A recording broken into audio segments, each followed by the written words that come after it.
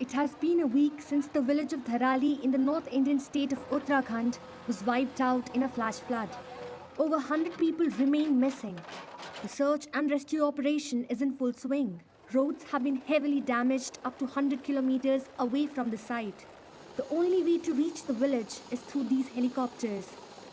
Families are pouring in here in search of their missing relatives. My brother was inside the hotel. People are saying that he got buried 50 feet below the debris and is no more. I have hope that he might be there in some hospital alive.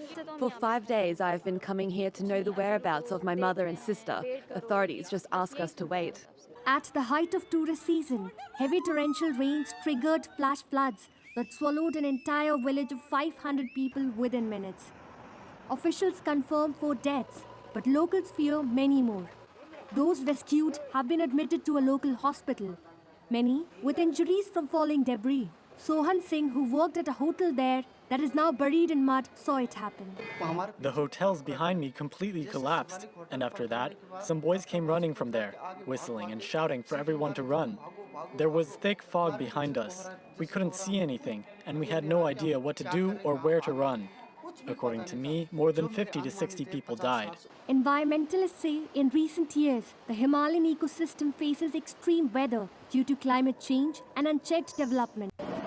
With flames on their doorsteps, the Spanish civil guard rushed to evacuate residents north of Madrid. For one man, though, it was too late.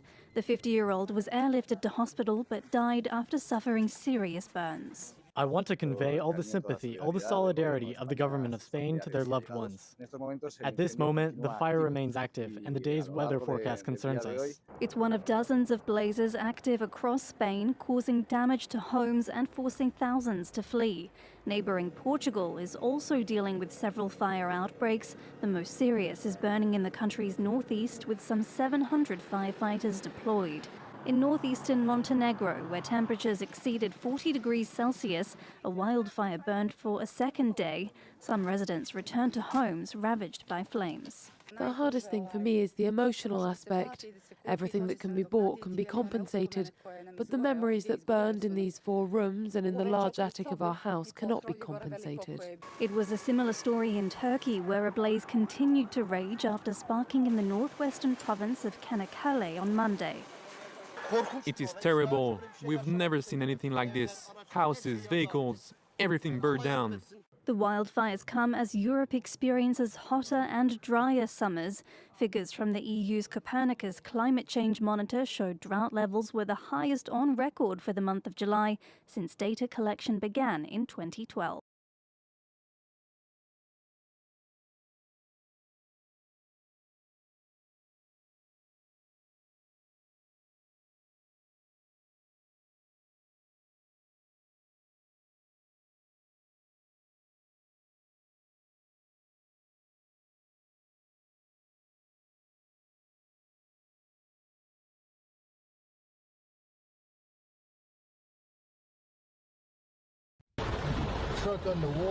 This morning, Chattanooga, Tennessee, drying out after flash floods inundated the city overnight. This big rig driving on Interstate 24 after the road quickly turned into a river. Another car floating in the water. Teams making water rescues, rushing residents to safety. This area getting more than 6 inches in just 4 hours. While the flood threat recedes in Tennessee, it's ramping up thousands of miles to the north. Residents in Juneau, Alaska, told to evacuate, with water from a nearby glacier threatening to overrun its basin. The so-called suicide basin has flooded Juneau before, washing this house away 2 years ago. Now the Army Corps of Engineers helping the town prepare for a possibly record-setting flood. Flooding fears even as the heat is the problem further south, with a coast-to-coast summer scorcher. It's just been getting hotter and hotter every year. Record-breaking temperatures bringing heat from the west coast all the way to New England. Temps soared to a record 100 degrees in Brownsville, Texas.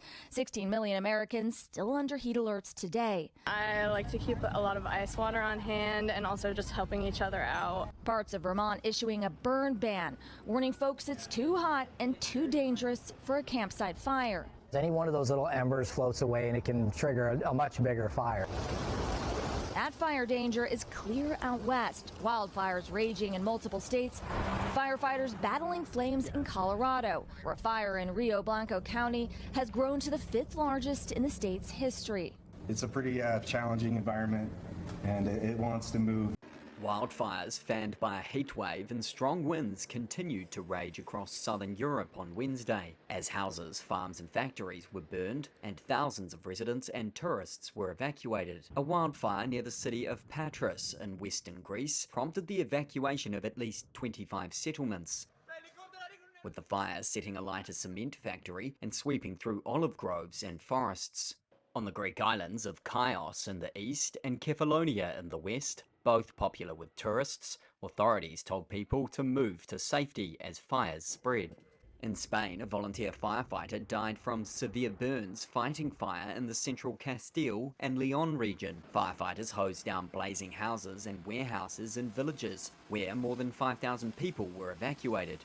The country's state weather agency warned almost all of the country was at extreme or very high risk of fire. Spain's environment minister said many fires were suspected to be intentionally caused, but added it was too early to say how many.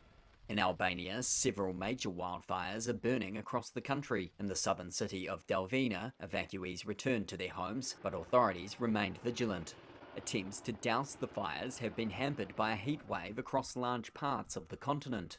Spain was in its 10th day of soaring heat that peaked on Tuesday, with temperatures as high as 113 degrees Fahrenheit. Conditions are expected to last till Monday, making it one of the longest on record. Having evacuated their homes, these residents of Chandrecha de Queixa in northwestern Spain could only watch on, helpless, as flames engulfed the hills surrounding the village. What are we going to do if our house burns? There are a lot of animals up there that will also get burned, and no one could find them. People have already left the village. There's just a few of us here waiting for a bulldozer and firefighters. The fire broke out on Friday and has since destroyed about 3,500 hectares, according to authorities. Officials have also noted the elevated area is difficult for firefighters to access, further complicating their efforts. More than a dozen wildfires are burning across the country, which have left at least 2 people dead. That includes a man who was killed while battling flames in Castilla y León, and an employee of an equestrian center died after suffering severe burns in a fire just north of Madrid. That blaze began on Monday evening, and by Tuesday, some evacuees were able to return to their homes and assess the damage. There's a lot of burnt areas, so you can see that it spread very quickly. We left when we realized we had to, and then everyone was evacuated. It comes as Spain, like other parts of southern Europe, is experiencing a heat wave. On Tuesday, temperatures surpassed 40 degrees Celsius in some regions, with minimal rainfall and windy conditions. Another wildfire broke out today in Southern California. These are the hills along I-5 in northwestern Los Angeles County.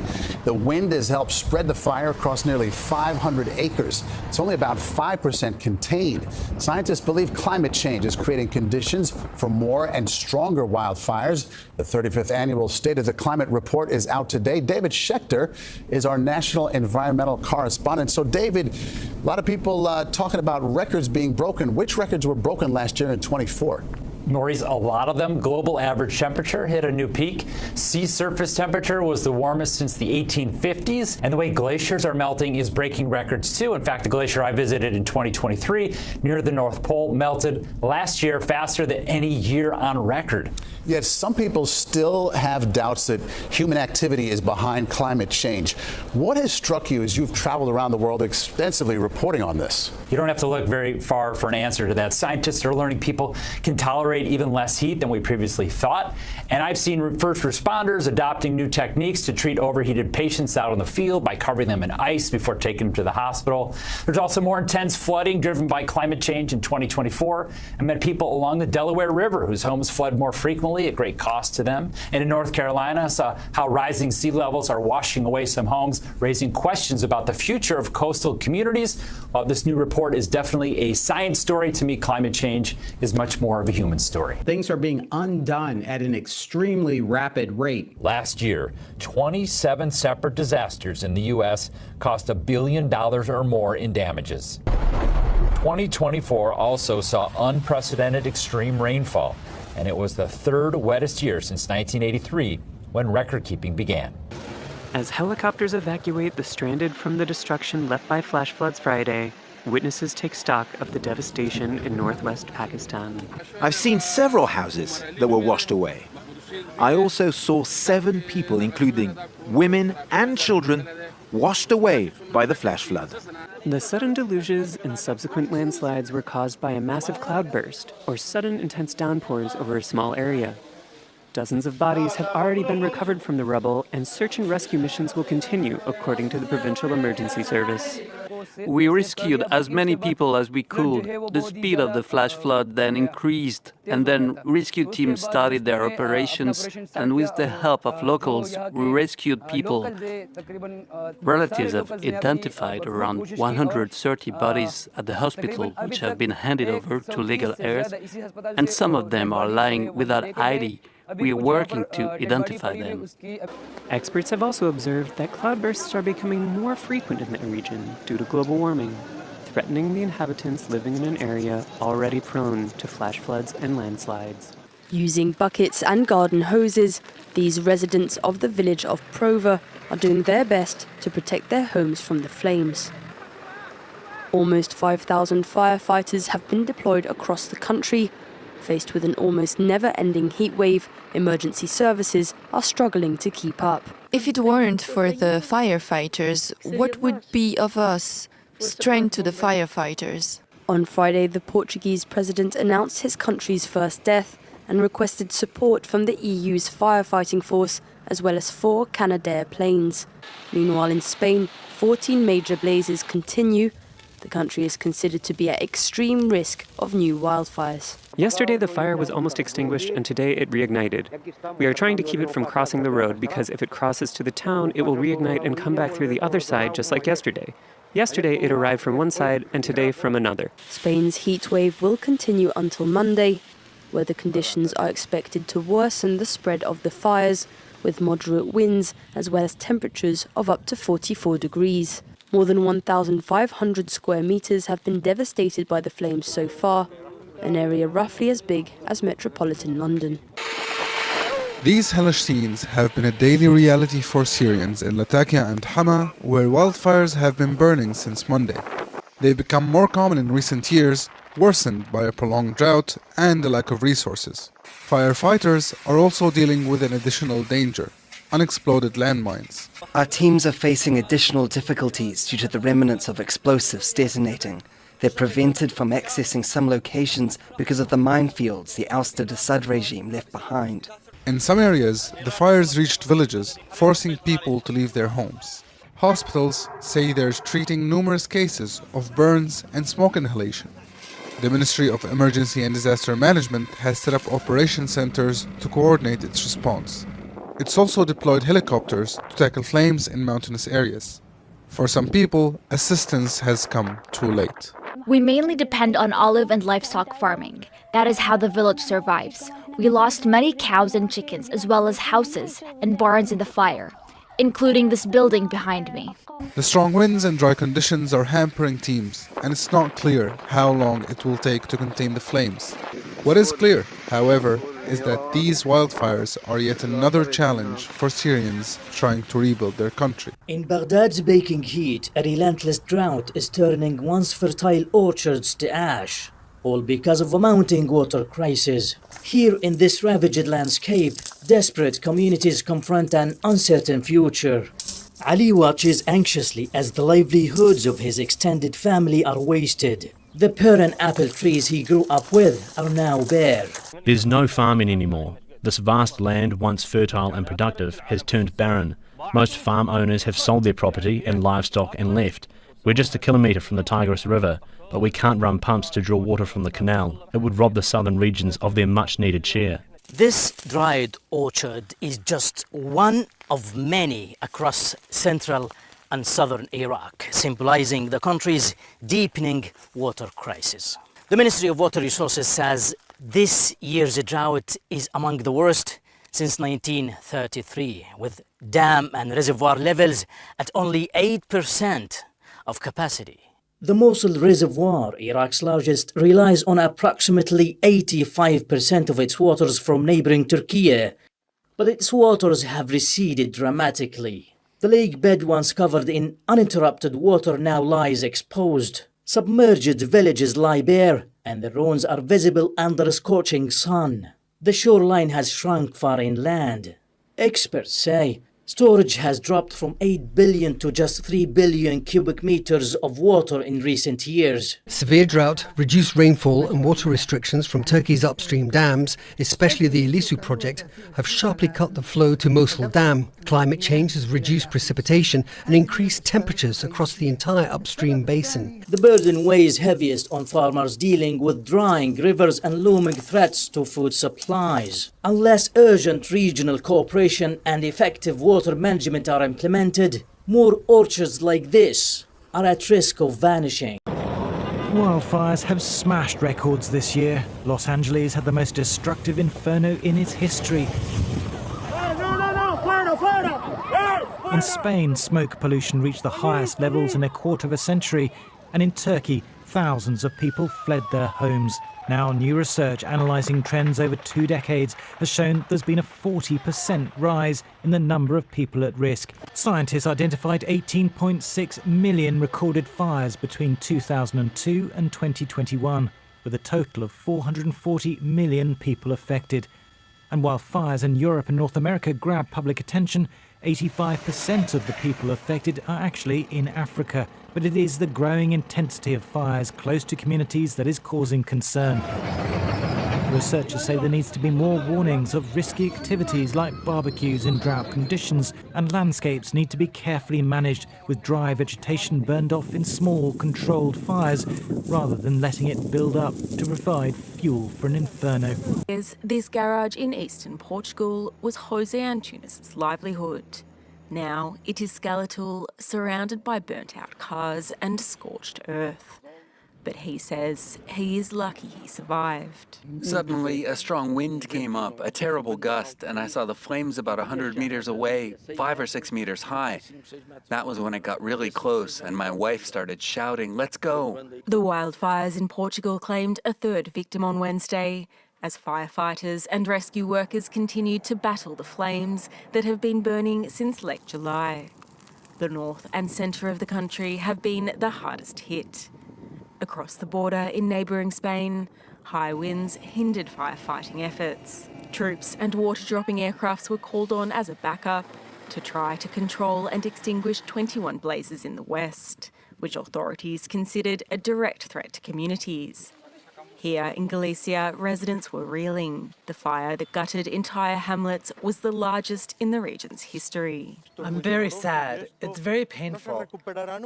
Our elders will disappear with the pain of seeing this irrecoverable landscape. The wildfires have consumed nearly 400,000 hectares of land in Spain. On Tuesday, Prime Minister Pedro Sánchez said they were more proof the climate emergency is getting worse, and that the country needs to readjust and recalibrate how it prepares for and responds to natural disasters. In Portugal Thursday, dramatic footage shows firefighters fleeing as flames shift unexpectedly. One of them suffered severe burns and is now being treated in hospital. In the past week, several people have died in the country's wildfires.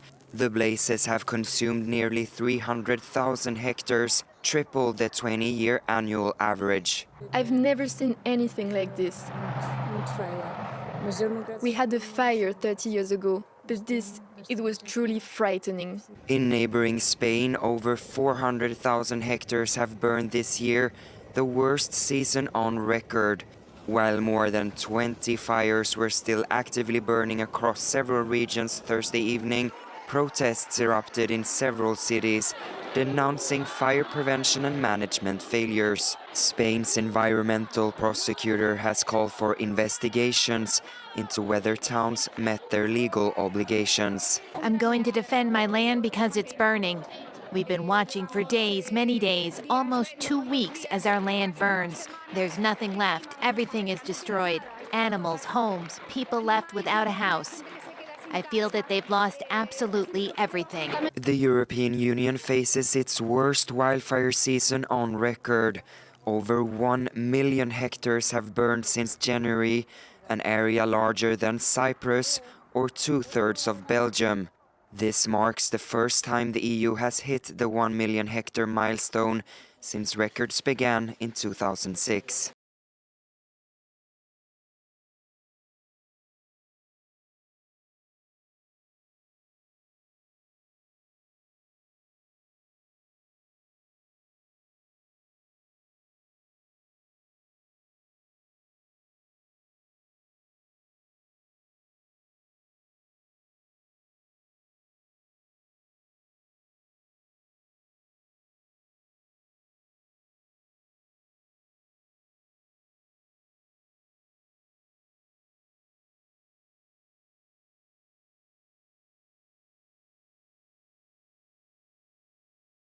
Tensions with Venezuela heating up tonight. The U.S. is deploying 3 guided missile destroyers to the waters off the South American nation.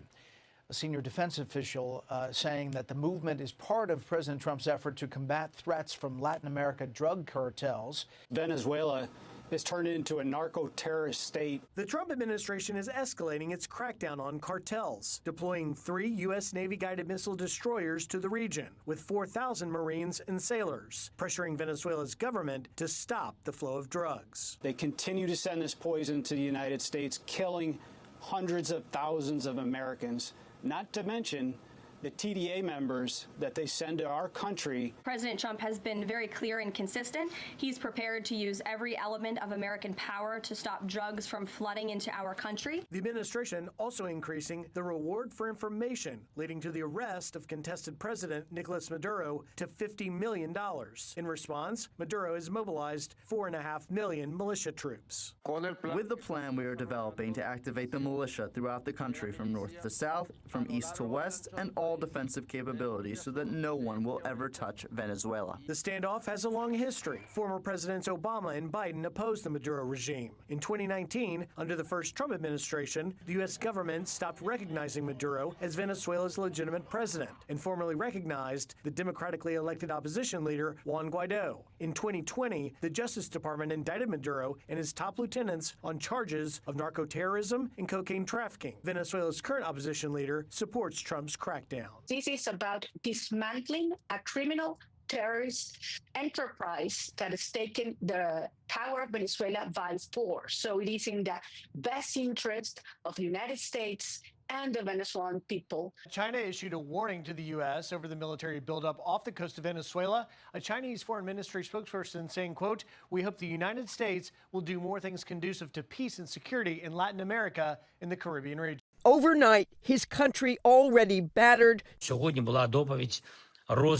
Ukrainian President Volodymyr Zelensky saying Russia is planning new offensive operations. This coming just days before the historic summit in Alaska between President Trump and Vladimir Putin. I'm going in to speak to Vladimir Putin, and I'm going to be telling him, you got to end this war, you got to end it. But the president seeming to downplay expectations. I'm here for one reason, to get rid of a war that somebody else started. And after months of positive interactions, President Trump also seeming to once again blame Zelensky for the war Russia started. I get along with Zelensky, but, I disagree with what he's done. Very, very severely disagree. This is a war that should have never happened. But 3 years after the Russian invasion, this is the Ukrainian land the Russians now control.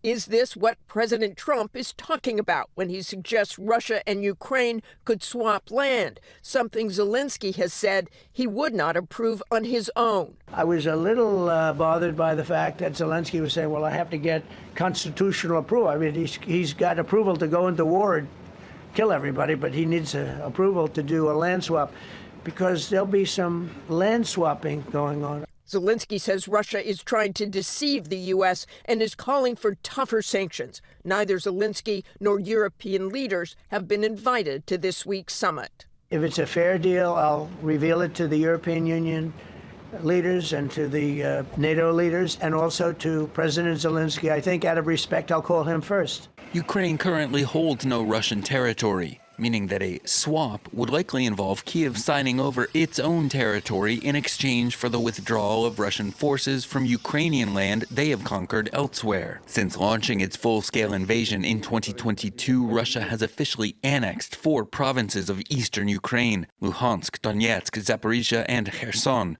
Russian forces, though, are continuing their slow but steady advance. There is no sign that the Russians are preparing for a post-war situation.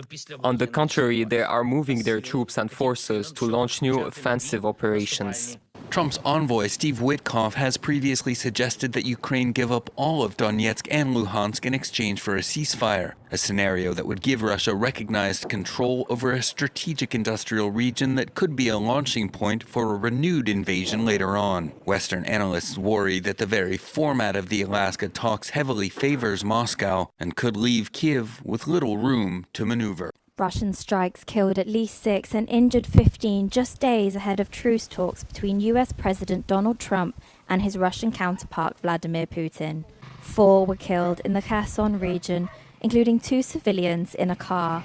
Kherson's governor said the strikes hit and damaged residential areas and infrastructure, such as a high-rise building, 5 houses, a cell tower, and several vehicles. Attacks in the Donetsk region killed 2 and injured another 10. Moscow launched at least 49 Shahed-type drones overnight, with Ukrainian air defenses shooting down 32. Meanwhile, Ukrainian drones hit an oil pumping station in Russia's Bryansk region overnight, sparking a fire. Emergency services were sent to the scene. The strikes come as Putin and Trump are set to meet in Alaska on Friday as part of US efforts to reach a ceasefire deal. Just days before a long-awaited meeting between Donald Trump and Vladimir Putin in Alaska, Ukrainian soldiers are training in the Kharkiv region, many of them anxious for an end to the war. We think that there should be a ceasefire. Then there would be some kind of truce, some kind of agreement. And, of course, the return of our land. We are here, away from home, away from our families, fighting. But 3.5 years into the war, Russia now holds the whole of Crimea and much of the east of the country, all of Luhansk and most of the Donetsk, Zaporizhia and Kherson oblasts.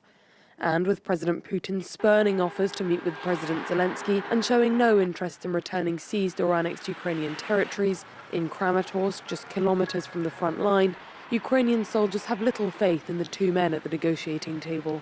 The US and Russia want to leave our president out of it for now, meet on their own, talk things over with a lot of pomp and circumstance, to agree on what's best for both of them, America and Russia. It's obvious that Russia wants to seize our lands, and they'll agree on something between themselves, then present Ukraine with a fait accompli. President Trump has suggested land swaps between the 2 countries, but as Kiev does not control any Russian territory, this would likely require Ukraine to hand over further swathes of land to Moscow in return for the withdrawal of troops in other areas.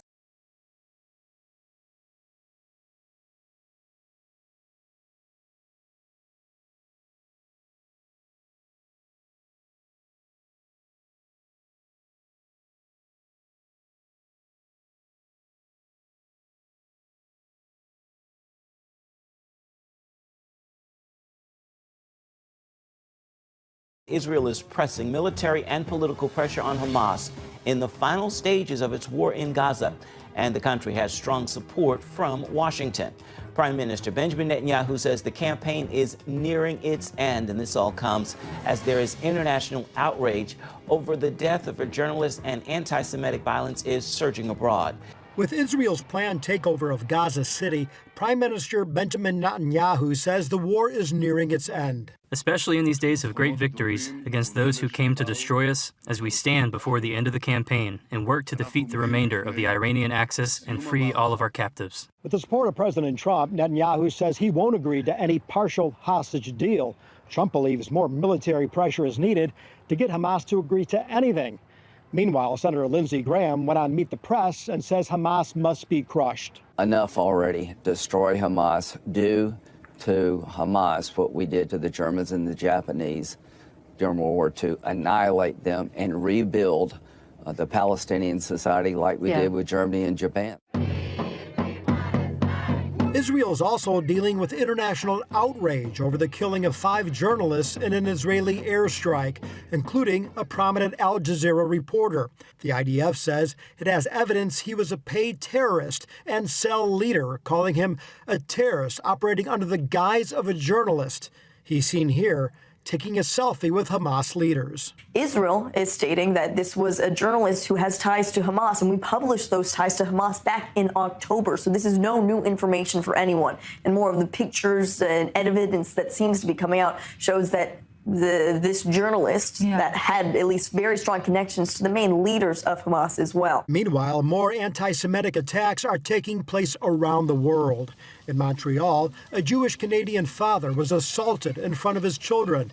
He was hospitalized and the suspect arrested. A 29-second video filmed by a witness circulating online shows a man on the ground being punched multiple times by another individual. A child is seen clinging to the victim during the assault. After the assault, the attacker is seen picking up items in a grocery bag and tossing what appears to be a kippah, a traditional Jewish head covering, into a splash pad. The mayor said she was disturbed by the violent and unacceptable attack on a father from the Jewish community. Israel President Isaac Herzog spoke with the father and said, "May you have a swift recovery in body and soul from this terrible ordeal. We are with you and we are here for you. The whole Jewish people stands with you." Chris, is the Israeli public concerned about the anti-Semitic attacks we are hearing around the world? Ephraim, they're shocked. And I think that's not just Israelis here, but Jews around the world. We saw that most recent example of that Jewish Canadian brutally assaulted in front of his children. The video, it does show him being beaten repeatedly. His kippah was thrown into the water. And as Paul said, President Herzog spoke to him, offered him comfort, and he said, "We're here for you," as well as the whole Jewish people. And I think that is indicative of how people here in Israel, the president from down, consider this a shocking event. And just one latest example of many around the world. For example, we were there a couple of months ago with Aliyah, many French Jews making Aliyah, coming here to Israel to start a new life. Just warning of how difficult it is for Jews in France itself, but it's spreading to Canada and other places around the world. And many are fearing that it might get worse. And some are saying to the Jews in the diaspora, it's time to come home back to Israel. Today we go to Israel, and I think this has been sort of an old story. Israel has always been open to a deal to return all the hostages and the fighting in Gaza, and now there seems to be hope that that may actually happen. A team of negotiators could be heading to Qatar this week. Well, meanwhile, a new report backed by the Red Cross confirms that the hostages are being tortured by Hamas. Saying the window has closed on a partial hostage deal, Israel Prime Minister Benjamin Netanyahu declares the war in Gaza will end on Israel's terms. It's behind us. We tried. We made all kinds of attempts. We went through a lot, but it turned out that they were just misleading us. And in any case, they will leave a lot of hostages in their hands, both the living and the dead, and we want them all. This morning, the head of the IDF approved the plans for the expanded offensive in the Gaza Strip. Israel may still send negotiators to Qatar this week to push for a final ceasefire and the release of all hostages, with full support from President Trump. October 7th was one of the worst days in history. We saw innocent people slaughtered, murdered, kidnapped by Hamas terrorists. The administration has made our goal clear. We want to see this conflict end. We want to see the hostages released. And the president and his national security team have given extensive effort and time to doing that. The new report given to the Red Cross confirms what the world saw in recent videos. Hamas is systematically torturing Israeli hostages. Israel's health ministry says the 12 hostages freed earlier this year endured sexual harassment, worm-infested food, and months without showers or clean clothes. We weren't allowed to move. We were starved while they ate in front of us. We were thirsty because they didn't give us water, even though they drank water and ate in front of us. And we weren't allowed to even cry. The UN put Hamas on a blacklist, citing sexual violence during the October 7th attacks. However, it also warned Israel it might be put on that same list in the future for alleged abuse of Palestinian detainees. Israel's ambassador to the UN, Danny Denoud, called the accusation unfounded and absurd. An Israeli report says Hamas has inflated Palestinian malnutrition deaths in a campaign to discredit Israel. There are no war crimes. On the contrary, for us, the suffering in Gaza, it's a tragedy. For Hamas, it's a strategy. New video shows another Israeli strike taking out 5 armed terrorists posing as humanitarian aid workers for World Central Kitchen. War crimes are entirely on the part of Hamas. They're the ones that started this, and they're the ones who are continuing it. As long as they continue to hold the hostages, Israel has no choice. They have to get their citizens home. Everyone in the world should understand that. What would you do if your relatives were in one of those tunnels? You would do anything and everything possible to get them home and to get them free. But to see the video of them being intentionally starved, it's absolutely incredible. Please understand the ultimate goal of Hamas. They've put it out in their charters and restated it again and again and again. They don't want Israel on the map at all. They are calling for a genocide of all the Jews in Israel. That's their announced and written intent. The ongoing war in Gaza is the latest issue in a rift between President Trump and some of his strongest supporters. That's right, Gordon. First came the division over the Epstein files. Now there seems to be a growing split in MAGA world over the president's support for Israel. America's support for Israel has always been strong, and overall, while it still is, some far-right high-profile influencers have taken a hard turn against the Jewish state. Everything they're doing is demonic. I want nothing to do with it. I will never support Israel into the future after what they've done to these children, the starvation campaign. I don't care. Others, like Steve Bannon and Tucker Carlson, want America out of Israel's affairs. Marjorie Taylor Greene, one of MAGA's biggest voices in Congress, has called what's happening in Gaza genocide. Poll numbers also seem to suggest a slight drop in Israeli support among the GOP. 15 years ago, in 2010, Republican support for Israel stood at 85%. Today, it's still strong, yet down to 75%. The more alarming statistic among Republicans today is that 37% have a negative view of the Jewish state. That's up 10% from just 2022, when it was 27%. Part of what's driving some of this MAGA division is coming from younger voters.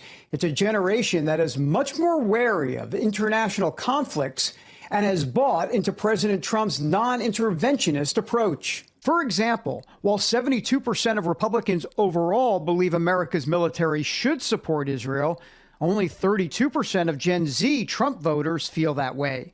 Julian Becerra, a conservative influencer on TikTok, agrees. We need to invest in the United States first. And I think it's hypocritical of conservatives to say, yes, we're for deportations. We want to, build a wall, seal up the border, to put America first, but also say, hold on, because it's Israel, let's go ahead and send them billions of dollars. It's part of a free-thinking mindset fueled by the powerful social media landscape. I think the younger demographic, which has access to the social media and understands that platform, can hear the different opposing views, and they're starting to make up their mind and not just have that blind support for it. While that's true, there are plenty of young conservatives who are pushing back. 19-year-old Breland Hollyhand works with the RNC to get out the Gen Z vote. I think that that's a fringe that has gotten really loud.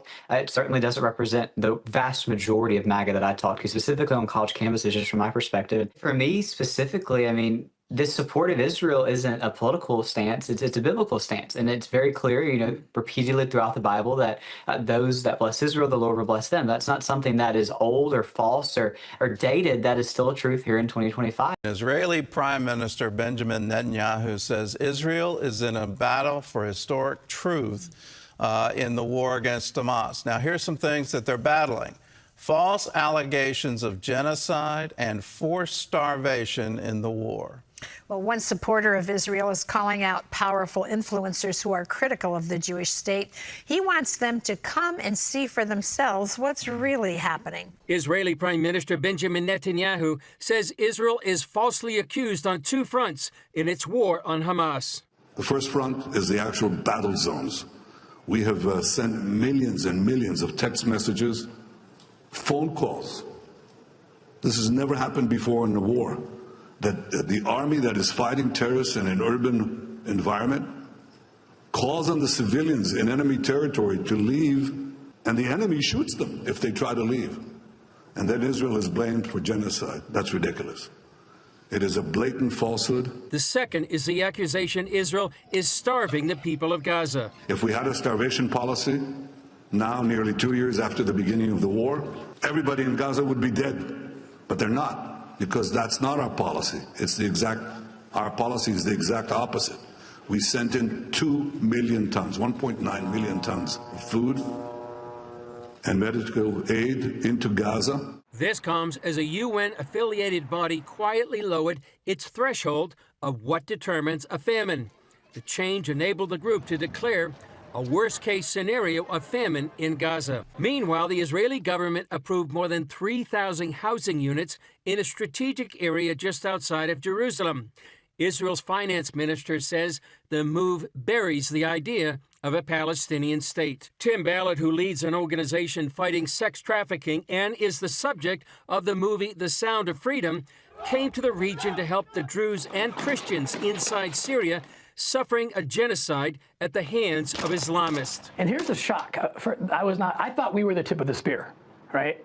I was wrong. We were not. But I'll tell you this, I was shocked and tearfully shocked to find out that the IDF has been out there without cameras, without fanfare. They've been out there rescuing the Christians and the Jews. And I'm talking like major efforts. I'm like, who are you guys? Ballard says this is not the story being told in the West. They don't want anyone to know. They're just helping people who are dying and bleeding and being raped and sent to sex markets. And I just felt the Spirit of God just like, they got them wrong.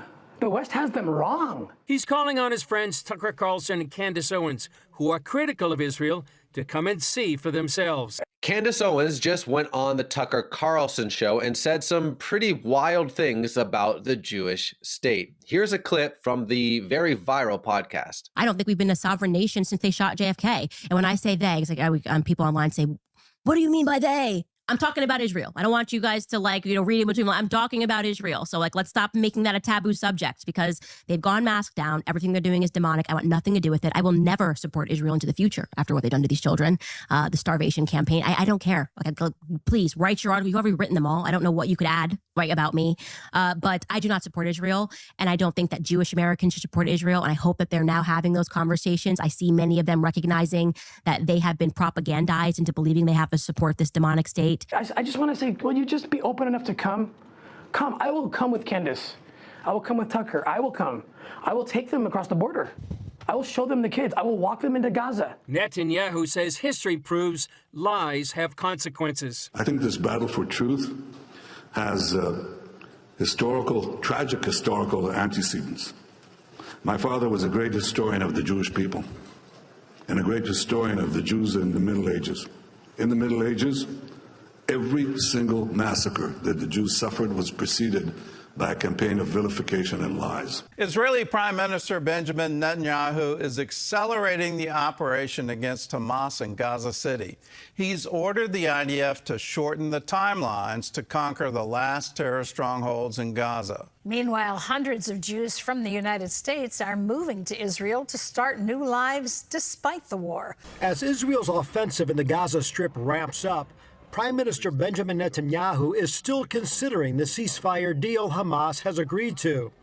Since the last ceasefire ended in March, the Israel Defense Forces say they've eliminated over 2,100 Hamas operatives, including senior commanders, and now control 75% of the Strip. During a visit to the IDF's Gaza division, Netanyahu praised the troops. I was impressed by the fighting spirit and determination to complete the defeat of Hamas and the release of all of our hostages. In Jerusalem, IDF leaders presented plans to capture Gaza City, and Netanyahu ordered the timeline moved up to take the city even faster. In Judea and Samaria, also known as the West Bank, Israel's finance minister announced a project to build 3,400 housing units in a disputed area. Smotrich called a two-state solution with the Palestinians a two-state delusion. The time has come to fully apply Israeli sovereignty over Judea and Samaria, the West Bank, to forever remove from the table the idea of dividing the land and to make sure that by September, Europe's hypocrite leaders will simply have nothing to recognize.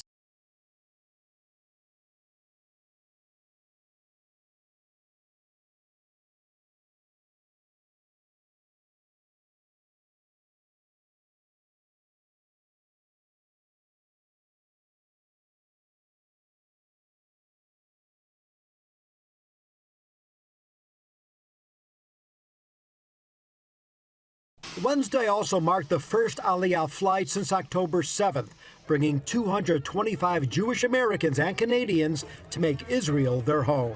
You know, we're fulfilling a dream of dreams. We're trying to come and rebuild the land and be a part of the Jewish people who have been going through a lot the last couple of years. Aliyah in Hebrew means to go up or to ascend. So at Bible times, they went up to Jerusalem to celebrate the feasts. And for these people arriving today, it's just as important. They're here to fulfill a lifelong dream, begin again, even to help out in a time of war. This is great. Exciting. I'm excited. Yeah, it's amazing. Overwhelming, but it's really, really cool to see everyone out here like this. These two are moving from St. Louis and Los Angeles and will be enlisted in a program that helps IDF soldiers. It feels right, you know, home is home, and I think it feels the most right for me personally to come give back and be here. That's where I feel closest to my family and to myself. I'm the same way. I just feel like it's the right thing for me right now, and I feel very connected to Israel, and it's the place I want to be. There's a profound spiritual connection for the Jewish people to the land of Israel. They write about it, but you just saw the experience of it. So you have young women from St. Louis arriving and suddenly saying, well, this just feels like home. Well, there's a spiritual connection to the land, the restoration of the land and the people, the connection between the Jewish people and the land of Israel. You can never break that. That is something that's been ordained from on high.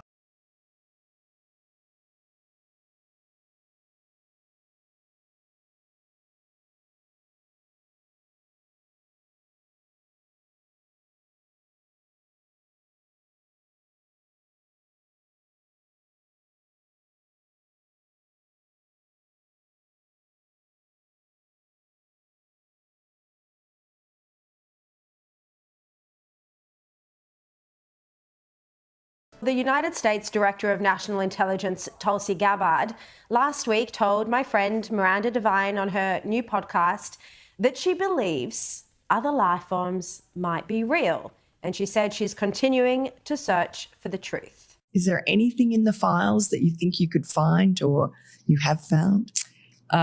Nothing that I'm prepared to talk about today. We are I'm just going to say this. Yeah, we're continuing to look for the truth and share that truth with the American people. So do you believe that there could be aliens? I honestly, like my personal belief, I have my own views and opinions. Right. In this role, I got to be careful with what I share. Yeah, it was an intriguing conversation. And joining me now is a journalist who's been investigating UAPs, unidentified aerial phenomenon, for years.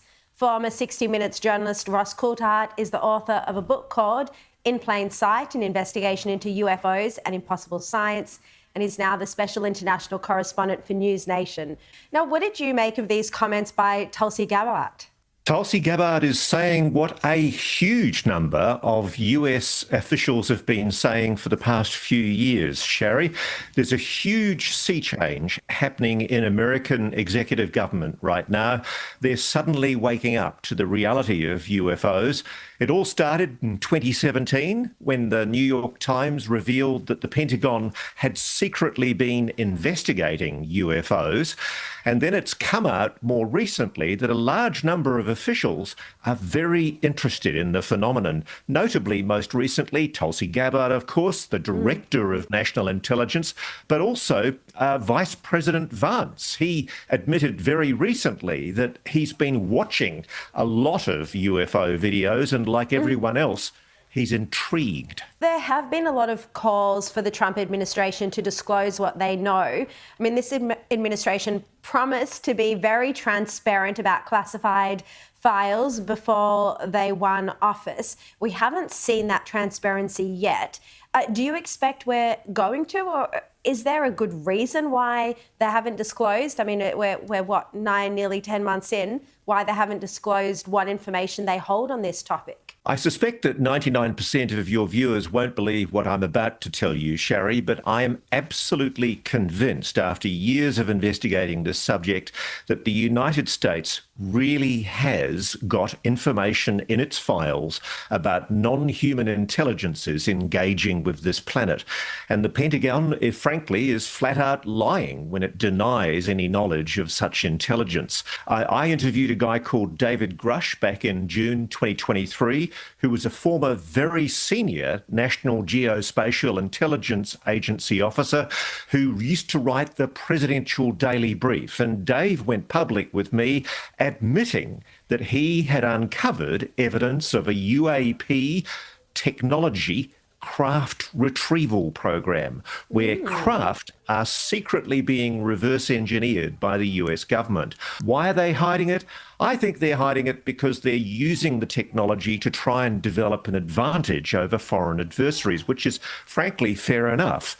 I do think, though, that the American public and the rest of the world should have the right to know that we're not alone. Ross, do you think, I don't know if you've even looked into this yet, but do you think Elon Musk might have some information on here as well? Because obviously he does have a space company, satellite network as well. So he might be tapped into some of this sort of information that people are actually collecting physically. I've been told by people in the intelligence community in the United States that Elon Musk had to be briefed because of his satellite work that he's been doing for the Defence Department.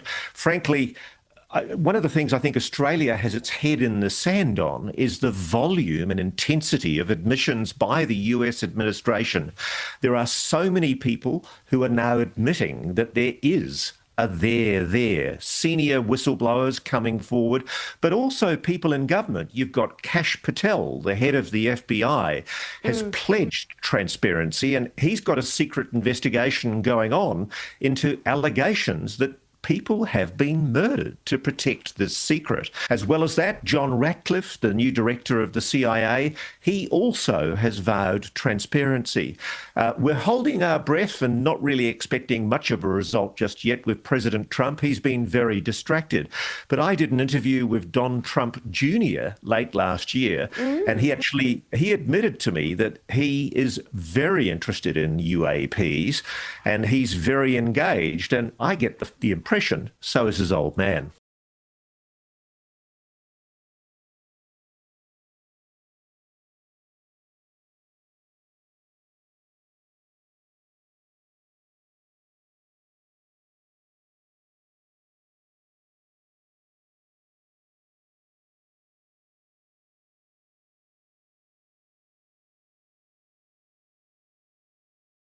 A brutal crackdown is taking place inside Iran, including mass executions and political arrests. This time, it's not hidden.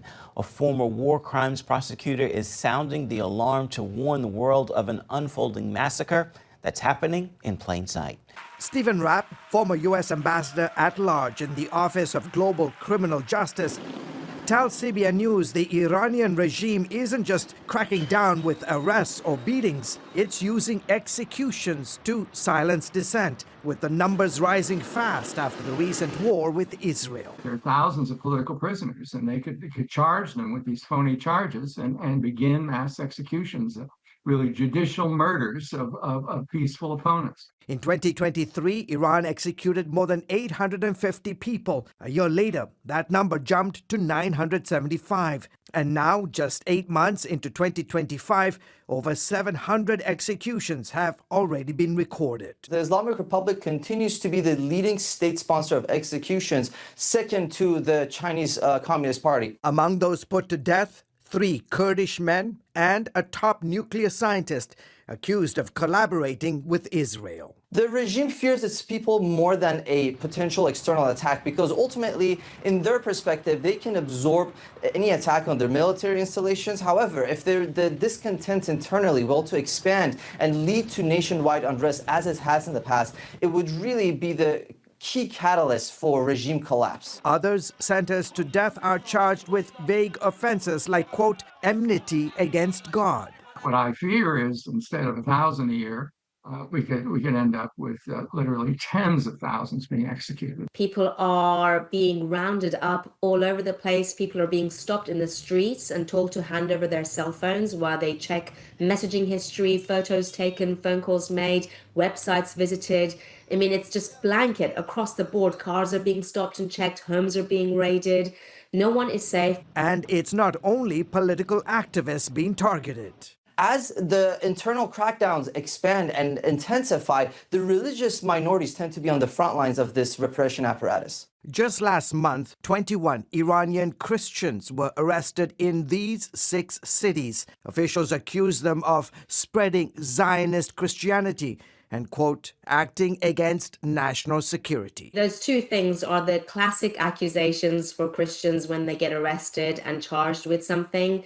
Of course, the government just wants to stop the spread of Christianity in Iran, but this is amplified now because they are paranoid. Days after the Israel-Iran ceasefire, the regime's state-run Fars news agency, which is tied to the Revolutionary Guard, openly called for a repeat of the 1988 massacre, when 30,000 political prisoners were secretly executed. They got away with murder, mass murder in 1988. They think they can get away with it again. As executions mount and repression deepens, human rights advocates warn the almost worldwide silence only enables the regime's growing brutality. As long as the international community, the United States and Europe particularly, do not speak up against these heinous crimes, the regime therefore doesn't feel any obligation to scale back its internal repression. Christians in Nigeria are one such people group. There was a report that came out today that found that 32 Christians in Nigeria are killed every single day. 7,800 have been abducted since 2009, and 185,000 Nigerians have been killed, 125,000 Christians, and 60,000 liberal Muslims. There are 22 jihadist groups. I didn't realize this. I thought there were Boko Haram. I thought there were a few Islamic extremist groups operating in Nigeria, but 22, and they're systematically going around terrorizing Christians. It's been called a silent genocide because nobody cares, and if there are no Jews, then there's no news, and that's just the reality of how Western media often operates. Because it's black on black violence, because it's black terrorists killing black Christians, the media is completely silent about this. And it's not just happening in Nigeria, in Mozambique, in the Congo, in Tanzania, lots of countries in Africa, you have radical jihadist groups that are killing and persecuting Christians. So Albanese, if you really cared about innocent human life, you would be taking a strong stance against radical Islamic jihadism, and that is the common thread that links Hamas, that links the groups terrorizing the Christians. People think, oh, well, you know, this is just Hamas, it's only going to affect Israel. No, radical Islam will affect all of us. It already is. So it's time we actually stand up for Christians around the world as well. The problem with what's happening in Africa, I think, Freya, is that the perpetrators are followers of Islam and the victims are Christians. And that upsets the whole leftist narrative of the oppressed and the oppressor,